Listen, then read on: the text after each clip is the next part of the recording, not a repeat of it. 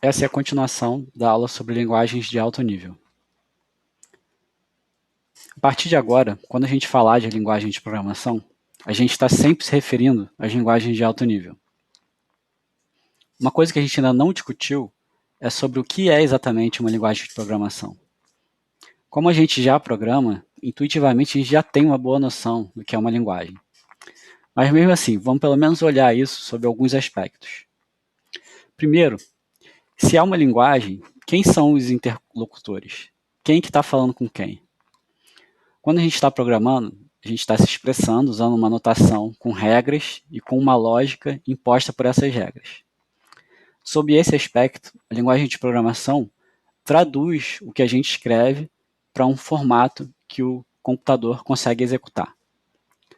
Na prática, a linguagem, ou mais tecnicamente, o compilador da linguagem, vai pegar um programa de alto nível, tipo o Fibonacci em C, que a gente já viu, e vai traduzir para o código de máquina, que é aquela sequência de números que a gente também já viu na aula passada.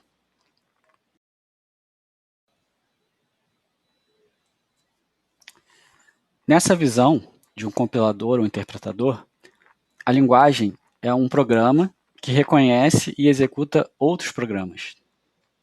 São duas etapas, reconhecer é a primeira e executar é a segunda. Coloquei aqui em itálico o reconhecer e sublinhado o executar. Eu tinha falado que a linguagem tem uma notação e uma lógica. A primeira coisa é verificar essa notação, aqui de novo em itálico. A notação a gente chama também de sintaxe, e ela tem a ver com a forma, com o vocabulário, com o que a gente lê e escreve. Nem sempre o programa que a gente escreve está seguindo essas regras corretamente. E aí o programa nem chega a executar. O compilador dá um erro para a gente, um erro de sintaxe. A segunda coisa, que é executar, que agora está aqui de novo sublinhado, é executar o programa seguindo uma lógica. A gente chama de semântica, ou significado do programa, as regras de execução dele. O que significa somar dois números? O que acontece exatamente quando eu chamo uma função? E se eu fizer uma divisão por zero? E se uma função falhar, para onde eu vou? O programa vai terminar ou vai gerar uma exceção que pode ser tratada? E se eu tiver threads, quais são as regras de execução entre elas? A parte semântica é disparada, mais complicada, e também é o foco principal desse curso. E uma outra visão sobre as linguagens é em cima do fato que elas oferecem para a gente uma abstração sobre o que o computador realmente é. Ou seja, o computador é uma máquina que executa instruções concretas, cegamente, específicas, e a linguagem oferece uma abstração sobre essa máquina. A gente vai desenvolver melhor essa ideia. Vamos pegar esse código aqui em Python. Um programa bem simples que lê uma frase de entrada e exibe ela na tela 5 vezes dentro de um loop. Dá uma pausa aí no vídeo para ler esse código com atenção.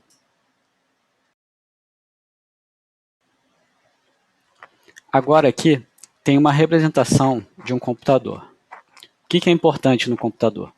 O computador tem os dispositivos de entrada, aqui em amarelo, os dispositivos de saída, aqui em azul, a CPU em cinza e a memória aqui em vermelho. O programa em Python, ele usa os dispositivos de entrada e saída para ler a frase e exibir a mensagem.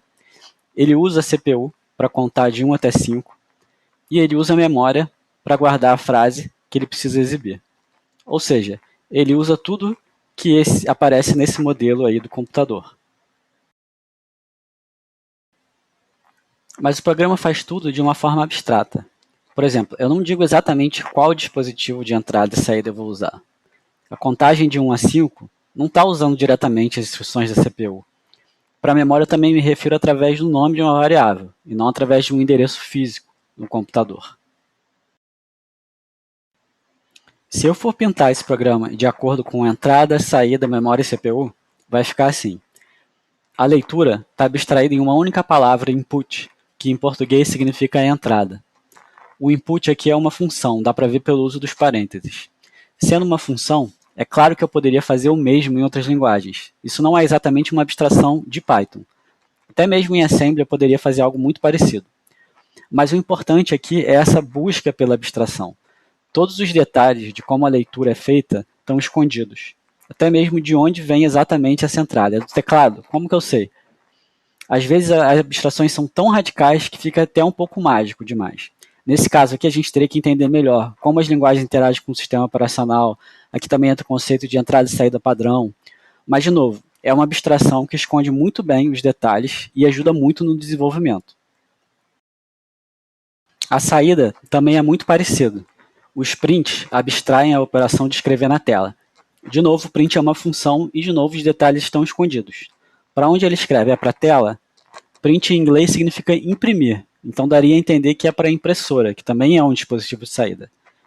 Esse nome print sobreviveu às gerações e remete ao passado, quando a saída ia realmente para a impressora, porque não era tão comum ter um monitor.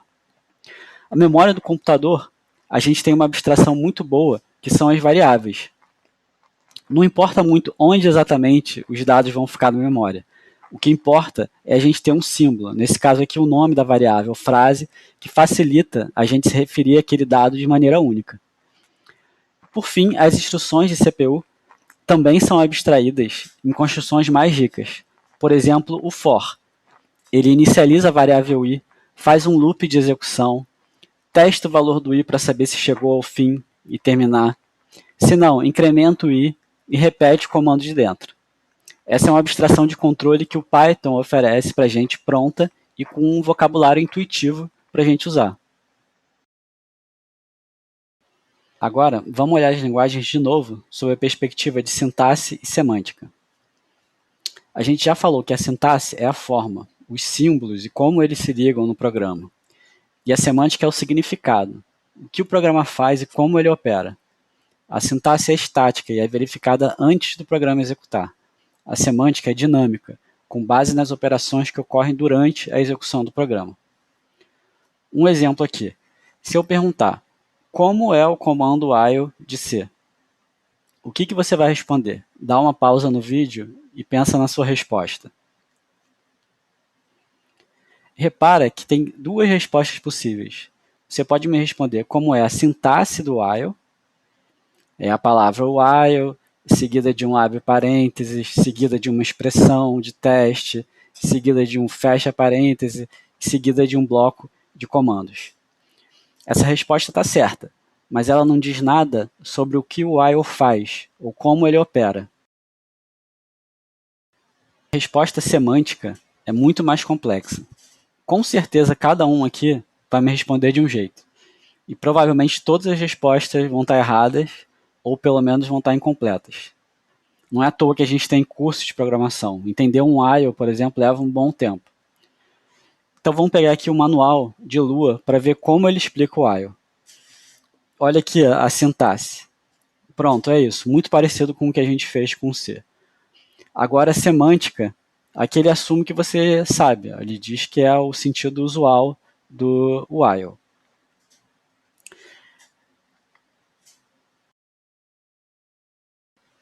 A verdade é que não tem uma forma fácil de um manual de referência te ensinar a semântica de uma abstração como essa. Para isso você vai precisar de um livro ou de um curso para aprender. Bom, no fim das contas, a sintaxe tem uma forma bem formalizada de ser descrita. A gente vê que aqui que o while de C é explicado usando a mesma notação que o while de Lua. Esse é o formato BNF, para descrever a sintaxe de linguagem de programação. Já para a semântica, é bem mais complicado de escrever um comando. Em geral, a explicação usa a linguagem natural mesmo, e é longa, muitas vezes ambíguas e até incompletas. Então fiquem atentos, o trabalho que eu vou passar para vocês de linguagem, vocês vão ter que explicar a semântica de uma parte dessa linguagem. Então é importante ser bem claro nas explicações. Vamos ver uns casos similares aqui de sintaxe e semântica. Pensando em linguagens diferentes que vocês conheçam. É possível ter comandos com sintaxes diferentes, mas semântica igual? Dá uma pausa no vídeo e pensa se isso é possível. Vocês podem me dar exemplos?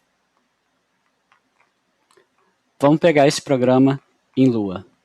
Na primeira linha, eu crio uma lista com 3 elementos. Na segunda linha, eu exibo o tamanho da lista. E o resultado 3 aparece na tela. Agora esse programa em Python. Na primeira linha, eu crio uma lista com 3 elementos. Na segunda linha, eu exibo o tamanho da lista. E o resultado também é 3. Se eu comparo aqui, linha a linha, a gente vê que a sintaxe é diferente, mas a semântica das linhas é a mesma. Pelo menos para esse caso simples aqui. E agora eu quero pensar no oposto. 2 programas com a mesma sintaxe, mas semânticas diferentes. De novo, dá uma pausa no vídeo e pensa um pouco se isso é possível. Esse parece um pouco mais difícil de achar. Mas olha esse código aqui em Python 2 e esse outro código em Python 3. Nos dois, eu faço a mesma divisão de 1 por 2, mas os resultados são diferentes. Aqui dá para ver que no Python 2 a divisão é inteira e no 3 a divisão é real. Uma pergunta que eu já ouvi bastante é essa aqui. Por que as linguagens não podem ter uma sintaxe básica igual? Para o vídeo agora e pense nessa possibilidade e nas consequências. É muito difícil chegar a um denominador comum. Primeiro, porque as linguagens fazem escolhas antagônicas já no projeto da linguagem. Por exemplo, Python e Haskell têm regras rígidas de indentação de código. Isso é uma escolha e tem vantagens e desvantagens. Não tem uma opção certa ou errada aqui. Uma outra decisão, com prós e contras, é se a sintaxe vai ser mais concisa ou mais verbosa. Por exemplo, Perl é uma linguagem que você escreve muito menos do que em comparação com Java. Só que isso afeta a legibilidade do código. Às vezes um código com mais informação ajuda no seu entendimento. E uma outra razão é que as funcionalidades importantes das linguagens também vão influenciar a sua sintaxe. Por exemplo, a gente viu que o Lisp usa parênteses para agrupar as suas expressões para ficar fácil de identificar a estrutura de árvore do programa. Então aqui, por exemplo, tem uma subárvore, aqui eu tenho uma outra subárvore com a raiz aqui. Essa sintaxe tem os seus problemas também. A gente vê aqui que os operadores são pré-fixados. Eles têm que ficar na raiz das subárvores. E a gente acha mais natural a notação infixada, com o operador entre os operandos. Um outro exemplo é uma notação mais compacta para funções. Isso é importante em linguagens funcionais, já que novas funções podem aparecer muitas vezes no meio de outras expressões. Essa barra invertida aqui, de Haskell, significa cria uma nova função que recebe x e retorna o x vezes 2. É uma sintaxe mais leve para um mecanismo que é muito usado e também é muito otimizado para essa linguagem. Não faz muito sentido uma sintaxe dessa em C, que só permite criar funções no escopo mais global. Para finalizar essa discussão toda de sintaxe e semântica, esse curso aqui ele vai abordar principalmente semântica de linguagem. Em particular, não é um curso de compiladores. Na disciplina de compiladores, vocês vão ver o processo completo de transformar um programa aqui de código-fonte, passar por todas essas etapas até gerar um programa executável. Já nesse curso, a gente vai se preocupar mais em entender a execução de um programa, o que já é suficientemente complicado por si só. E para finalizar, vou propor esses 5 exercícios aqui. O primeiro é para explicar com as suas próprias palavras o que você entende por semântica no contexto de linguagens de programação.